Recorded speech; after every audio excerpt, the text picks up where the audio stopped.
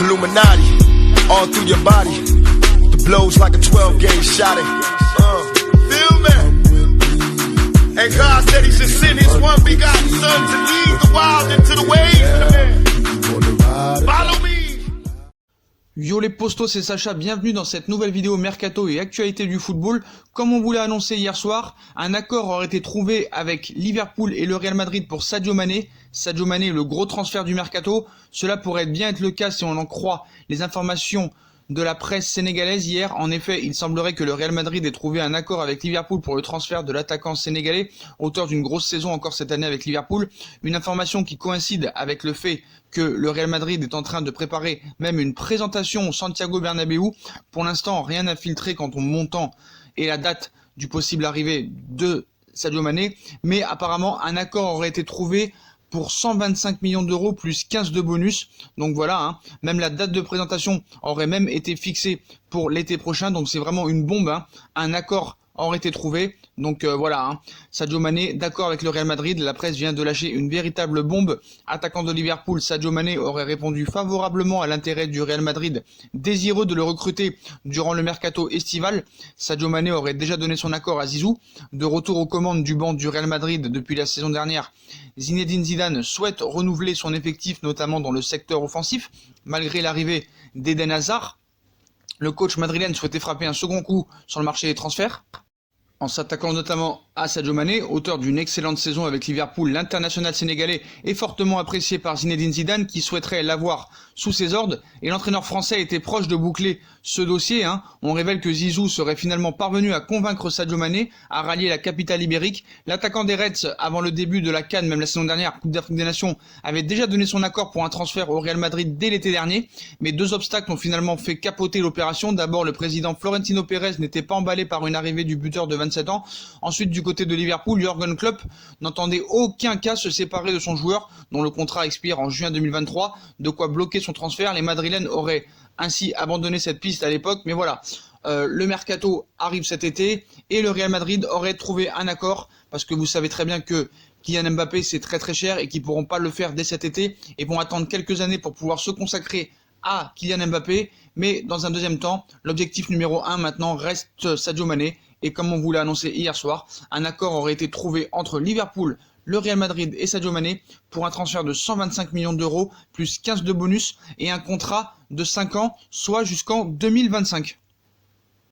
Toujours à Madrid, mais cette fois du côté départ, Marcelo aurait une offre du PSG selon la TV espagnole. Marcelo, 31 ans, semble bel et bien avoir perdu sa place. Il faudra tout de même attendre les grosses confrontations de Ligue des Champions pour voir si Zinedine Zidane continuera de miser sur Ferland Mendy. Mais pour l'instant, c'est bien le Français qui a les faveurs de son compatriote. Une situation logiquement difficile à assumer pour le latéral de la Caranilla, qui a été un des principaux artisans des succès européens du club de la capitale espagnole.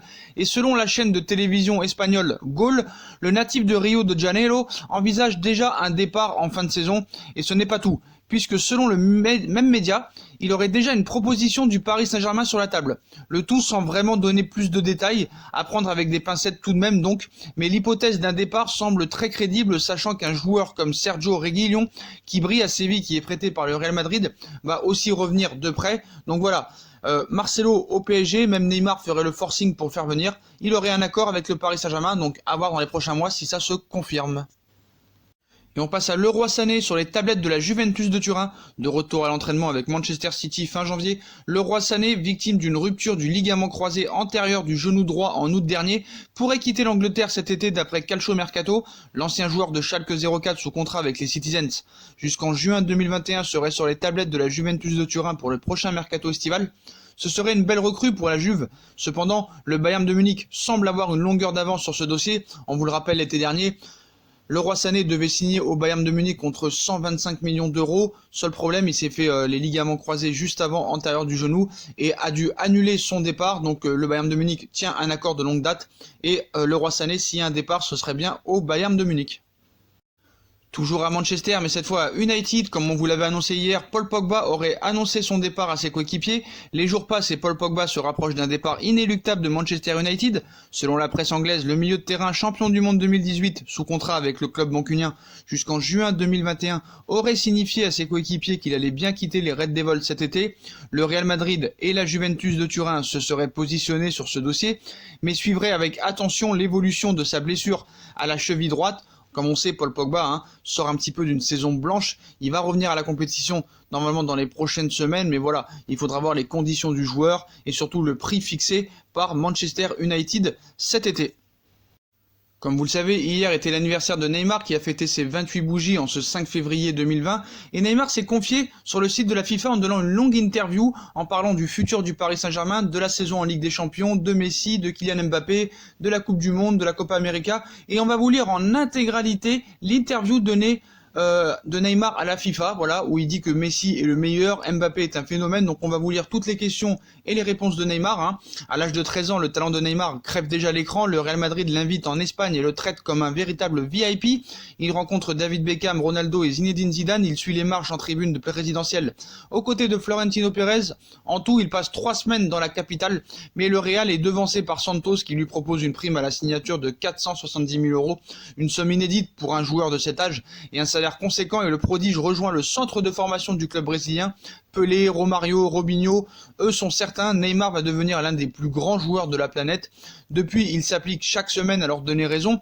Celui qui fête ce 5 février 2020 ses 28 ans est aujourd'hui au sommet de son art, 20 buts et 11 passes décisifs en décembre, 10 victoires, 1 nul, et on n'en compte plus ses coups d'éclat sur le terrain.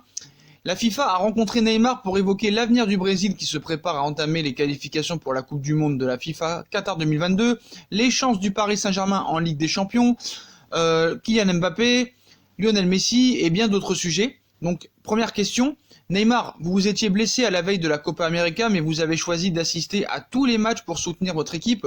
En quoi était-ce important?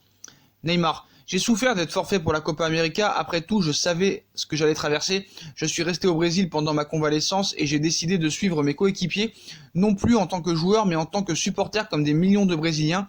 J'ai vécu une expérience extraordinaire qui m'a rappelé à l'époque de mon enfance où j'allais au stade avec mon père.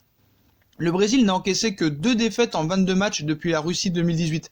À l'approche du coup d'envoi des qualifications pour le Qatar 2022, comment jugez-vous la Seleção actuelle? Nous sommes très forts. L'équipe a acquis du métier, même si elle compte quelques jeunes recrues. Certains joueurs, dont moi, ont disputé 2 Coupes du Monde. Nous avons gagné, nous avons perdu, nous avons connu de nombreuses expériences positives et négatives, et nous pouvons en faire profiter les jeunes. Et contrairement aux années précédentes, nous avons gardé le même staff. Cette continuité nous facilitera la tâche et accroîtra nos chances au Qatar 2022. Je suis très optimiste quant à l'avenir de la Seleção. Arthur, Cebolinha, Richarlison, David Neres, Paqueta, Gabigol, Vinicius Junior, Rodrigo, Reinier, que pensez-vous des talents émergents brésiliens? Ils sont tous brillants et vous pouvez compter sur d'autres révélations d'ici 2022. Le Brésil a le don de dénicher les talents. Quels pays seront les principaux adversaires du Brésil au Qatar 2022?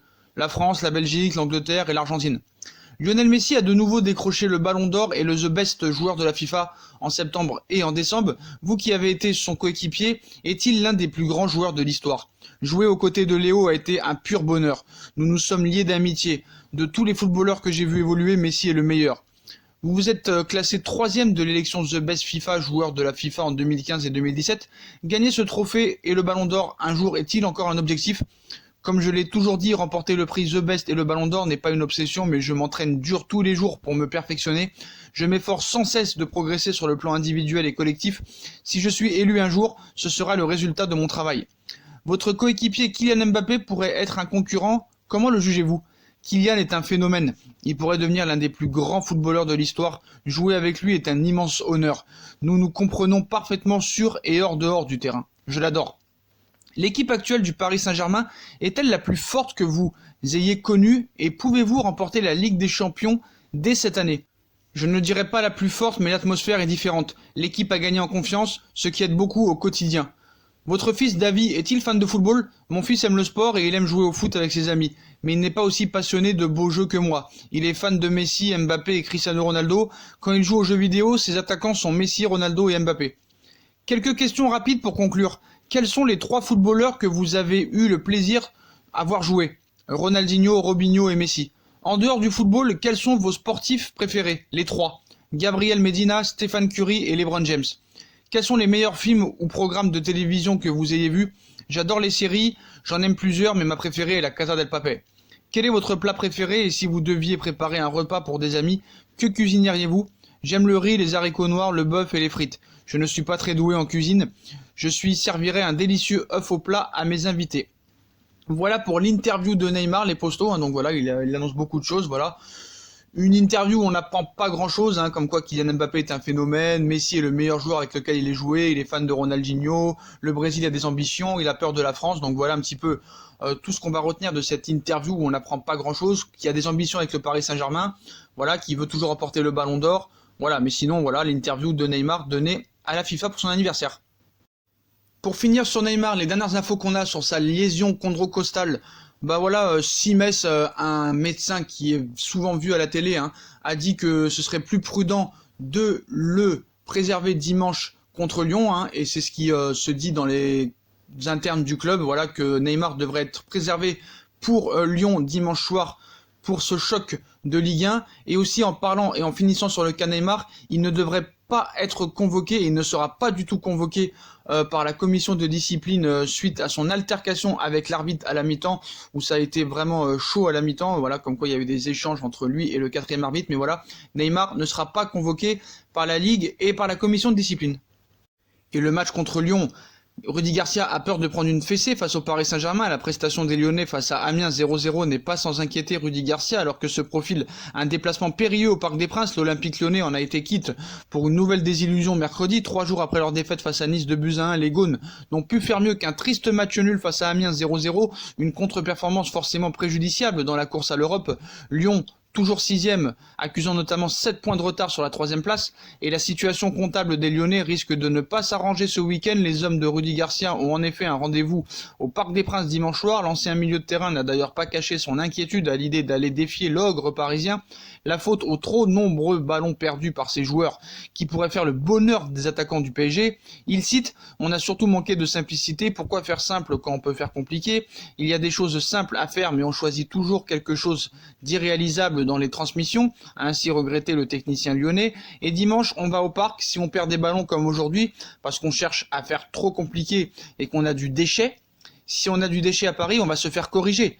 Les motifs de satisfaction étaient minces pour l'ancien Marseillais. Il y a tout de même des points positifs, les joueurs ont donné leur maximum et nous n'avons pas pris de but. Nous allons nous accrocher à ce genre de choses, a-t-il révélé avant une nouvelle fois d'évoquer une possible déroute au Parc des Princes. On ne peut que faire mieux et on a tout intérêt parce que dimanche, si on joue comme ça, on va se faire corriger. Les Lyonnais sont donc prévenus pour le déplacement dimanche au Parc des Princes. Voilà les postos, voilà pour toutes les infos, mercato et actualités de cette matinée. Comme d'habitude, dites-moi en commentaire ce que vous en pensez. Puis comme d'habitude, si on a kiffé la vidéo, on like, on partage, on s'abonne, on active la petite cloche pour les notifications. On nous rejoint sur nos différents réseaux sociaux, Instagram, Facebook, Snapchat, Twitter, ainsi que sur Utip si vous voulez aider à faire évoluer la chaîne en regardant les pubs gratuitement ou en faisant un petit don. Voilà les postos, je vous souhaite à tous une très bonne vidéo et à très vite pour une nouvelle vidéo les postos. Tchuss!